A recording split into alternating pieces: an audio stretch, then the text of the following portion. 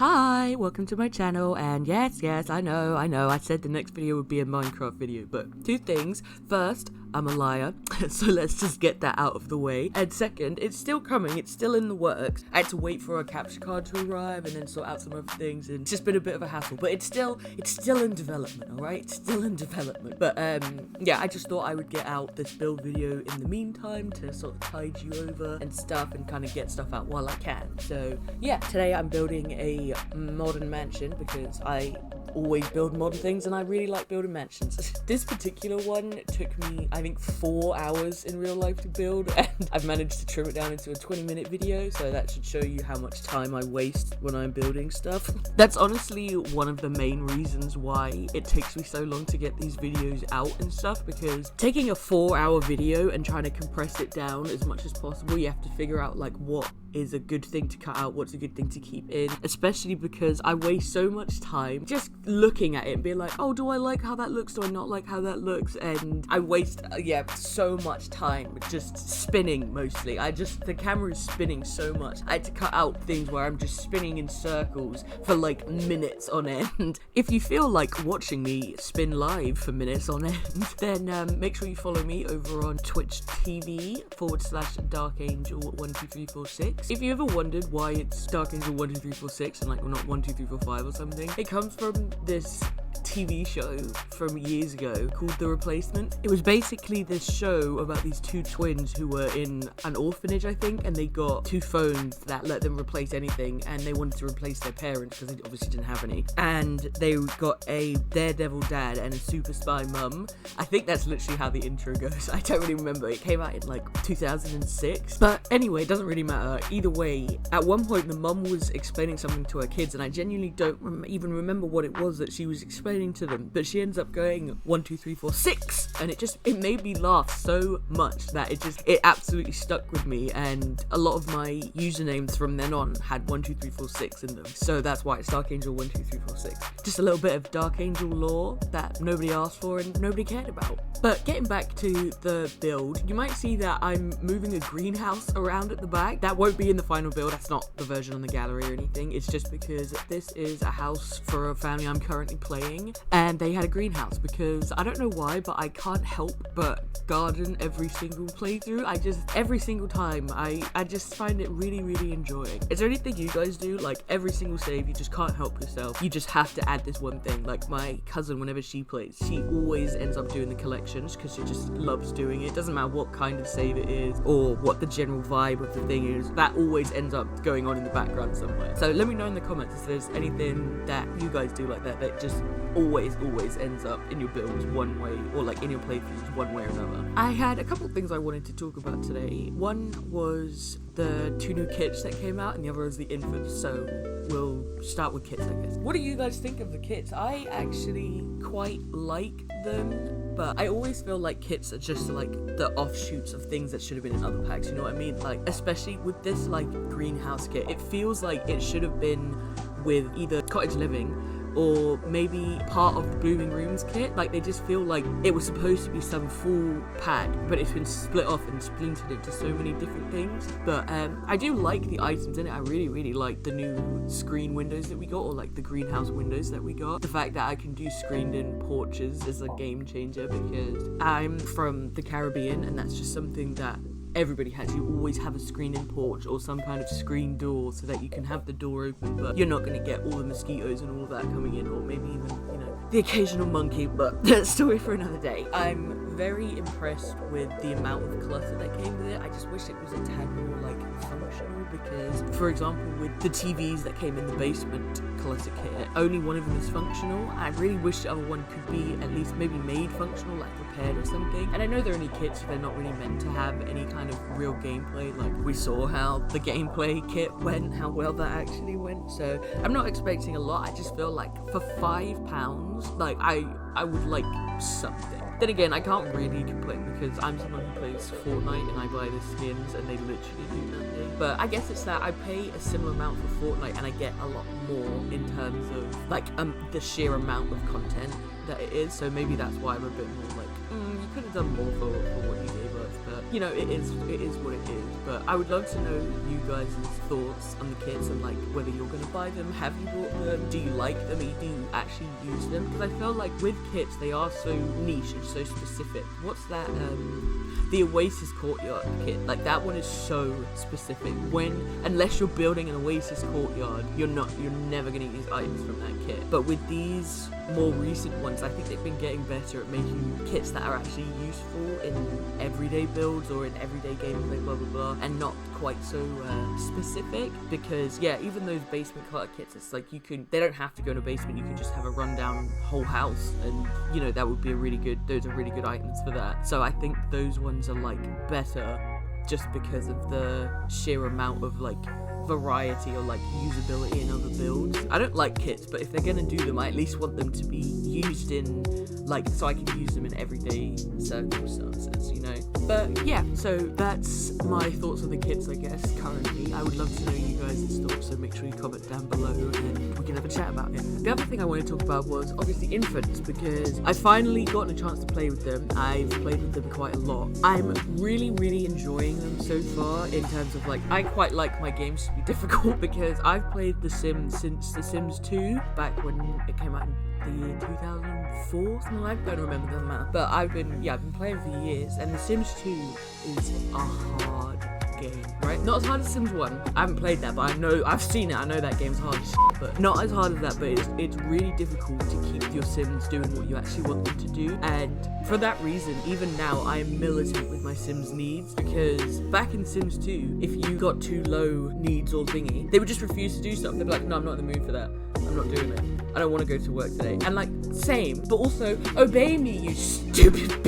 Like, this is my game. You just listen to me. And because of that, I'm always very much militant with my Sims needs. And I definitely don't need to in Sims 4, because they'll just do what you ask pretty much. But tangent aside, I am really enjoying the infants. The only thing I'm not enjoying is their autonomy with like their parent Sims or like their caregiver Sims, because the fact that they ask for things, but they don't necessarily know what they want, which I get. But it's things like, oh yeah, they're hungry so they want to be fed, but it's like you're literally about to wet yourself and think, or like you're covered in poopies. I need to change you before I feed you, because it's like I want to be the one to make the decision of what order I do things in. But if an infant asks for something, then my sim will cancel everything they're doing to go and do the thing that they asked for. And it's really frustrating, because sometimes I'm like, oh, I have a specific way that I want to do it, especially because I have the parenting pack, right? So it means that I have the ability to do super effective infant care. So it means that I don't have to worry about all these things, because I can just do that one interaction and everything is solved, because it solves most of their needs. The only need it doesn't solve is their sleep, fun and hygiene. Everything else it takes care of. So I would prefer to do that, but they're like, no, I'm hungry so I want to be breastfed. And I'm like, but I could take care of all of your needs in 2 seconds if you just let me. And it's, I wish that the babies didn't just get priority, I guess, is that, even if it's like, oh yeah, one of my Sims is about to go and pick them up, like they're literally standing over them about to go pick them up, and they'll call for the other parent, and it'll interrupt my Sim, and the other parent who I've got doing something else has then cancelled the thing to go and come and help the baby. But it's like, I'm already helping you. And that's what I find so frustrating about it, is that like, the amount of times I have to reset them because they're just insistently deciding to do something, and nothing will make them stop doing that thing unless I fully reset them. And like, the kid will just keep asking for their parent over and over and over again when I'm trying to have the other parent help them. And that's what like really irritates me and gets me really wound up, when I'm trying to do something and you're just not letting me do it. I really wish the autonomy was just tuned down, because it's too much. It's way too much, and it's just it drives me up the absolute wall. But outside of that, I like the concept of infants, and I really like the milestones and stuff. It really does make me more attached to them, or hate them more, because admittedly I do hate my twins right now. I have 4 kids in the current Let's Play I'm doing. It's actually the family that lives in the house I'm building right now, but they have 4 kids, and the eldest son, when he was an infant, what an absolute dream. I absolutely loved him. He was so content. He was like a self-soother. He loved bed bedtime, stuff like that. I can't even remember, but he was an absolute dream. He loved all the food that I gave him, so he was happy all the time. Like, he was an absolute dream, loved him. And then his younger sister, also super easy baby, really nice way to start out infants. And then I get these two hell-spawned twins, right, who hate everything. They hate wake-up time, they hate being held, they think, and like, they're so annoying, and I feel bad about how much I dislike them, because yeah, it's a twin boy and a twin girl, and the twin boy is called Damien and the girl is called Belladonna. They're a goth family, don't worry about it. But the twin boy, so Damien, is just hateful. He's just a hateful baby. And it means that, like, if you try and be like, oh, let's explore finger foods together, he'll be like, no, I hate it, and literally smash it on the floor and stuff. And like, now there's piles of dirt everywhere and things, and he's still hungry because you threw his food on the floor. So now he's like, why am I being neglected? And it's like, bro, you did this to yourself. You're literally the one who threw your food on the floor. I don't understand why you're getting at me when you did this to yourself. And I'm sure that's like fairly realistic in terms of like, oh yeah, if you're having an infant, they're just upset. Babies are upset all the time, and half the time they've caused their own problem, but they're babies, so they don't know what to do about it. And I get that, I do, but it doesn't mean I'm any less irritated by it. And boy, am I irritated by it. So yeah, I was trying to decide which of the 4 kids is going to be my heir, but I can promise you now it's not going to be the twins, because I just hate them, and I just feel bad that I hate these little babies so much, but I cannot deal with this particular infant. He is a hateful child. I feel like that is at least somewhat a testament to how well they made the infants feel different from one another, because Sims definitely do get very samey after a while, especially with the fact they can only have 3 traits and things, and you know, a lot of the time they're overwhelmed by one emotion anyway, so you're never going to see the effects of the other traits because they've got 17,000 moodlets, so yeah, you're never going to know. But I feel like with the infant traits, it's very much, they do feel different. Like, yeah, my first kids was so different to my later kids, and it was just, yeah, it was very, very noticeable, and I really enjoyed that. It's also really helped me with deciding what they're going to be in the future, because my second kid, so she's called Lilith, she, as a toddler right now, has the quirk, loves to sing, and she's always singing and things, and like, she always wants to sing people's songs, and she's always things like that. So I'm like, maybe she'll grow up to be a singer, or like in the entertainment career or something, because it just gives me ideas. Because the amount of times I'm like, I don't know what I want to do with them, because they don't really show any personality until they're like, you know, in their teens, and they've got 2 traits and things like that. But because the quirks essentially function as an extra trait, it's like, it makes them so much more unique and things, and I have to admit, I really like that aspect. So well done, Sims teams, you did that really well. But I would have to say, I have some tips for you for things that I've learned over the thing. One is, if you have the parenting pack, get your Sims to level 10 as soon as you can. Like, if you're pregnant now, have them reading the parenting books non-stop. Like, get them to level 10, because the super efficient infant care and the super efficient baby care is so useful, because on babies, or like on the newborns, it literally solves every single need they have. They won't have any other problems other than sleep, and they'll just, you know, they just go sleep, so that's not a problem. And when they're an infant, like I said before, it solves every single need except their fun and hygiene, and also sleep. But it means that, you know, you don't have to be faffing around with making them use their diaper and then trying to change the diaper and then feeding them, blah blah blah. It's so much easier to just do the super efficient infant care, have that done, and then I can like spend time, you know, practicing crawling, practicing standing, doing tummy time, all that kind of stuff, because obviously the infants can't stay awake for very long. They could probably stay awake for like maybe 4 or 5 hours, and because of that, it's way easier to just, if you can just do the super infant care, then I don't have to waste time, you know, moving them from one place to another, waiting for them to be fed, blah blah blah. I could just do it, have it be done, get on with doing the milestones and stuff like that. And I really can't stress enough how long it takes them to do some of these milestones. So yeah, I definitely say get the parenting skill to 10 and get that super efficient infant care, because it's an absolute game changer. Another tip that I have is to make sure that you have the little lullaby thing on your crib. It costs about 100 simoleons, I think, and it's so useful. It gets them to sleep straight away. Like, there's no waiting, there's no nothing. They'll be for you for a minute and then they'll go to sleep, and it's really, really easy. It's so useful. Just play the lullaby and they'll go to sleep. My third tip is that it is okay to just kind of leave them on the ground. I know that sounds terrible, but like, they will reach milestones on their own, and sometimes it's just easier to just like put them on like the little mat thing, the little play mat, and then just leave them and just let them play, and then have your parent Sims or carer Sims go and take care of any needs that they need to take care of, you know,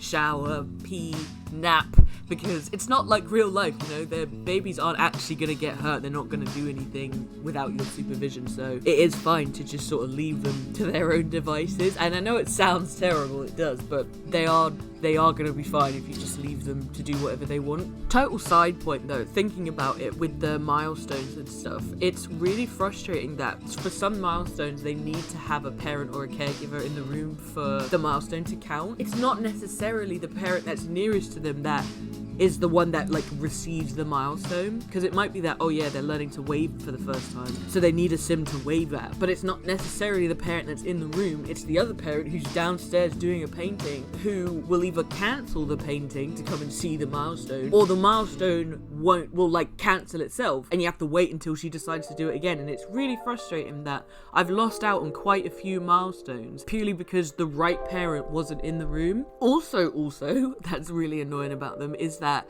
sometimes it wakes their siblings up to go and see the milestone. I don't understand, like, one of my infants was reaching a milestone and it woke her brother up in the next room. It was 4 a.m.